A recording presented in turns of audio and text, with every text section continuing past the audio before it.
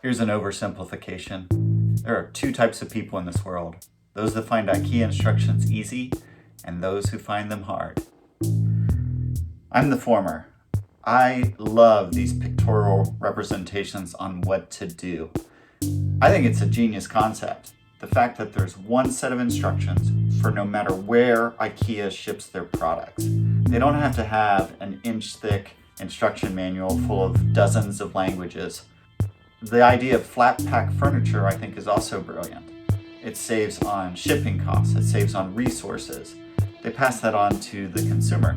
That being what it is, not everyone thinks visually or spatially in a way that those instructions are intuitive. I get that. I get that we all think differently. There's different learning styles. Some people like me are quite visual and we have to see it. Others would prefer to read it. They learn better if they read through it. I have some instructions for other things. This is an instruction manual for a shortwave radio that I put together, and it is nothing but words. And I'm one of these people that I have to read something 2 or 3 times and think about it and look at my parts that I'm assembling to translate those words into the visual concept that I'm working on. I'm slowed way down by a wall of text like this. I just am. And I'm a writer. I like words. I use words. But this is not how I think. This is how I think. Similarly, this is the secret repair manual for my washing machine.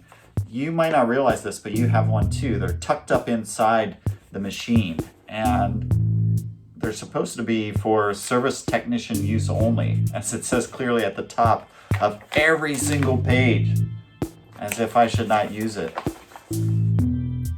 Like that would be a deterrent. What more likely is a deterrent is the wall of text that this manual is. No wonder it's for technicians only. The technician has a priori knowledge that allows them to do what they need to do. They're not going to get squat out of that manual.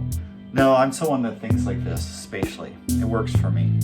And I was surprised when I realized how many people find those instructions challenging. They say that's the worst part of Ikea. They love the stuff, but not everyone likes to assemble it.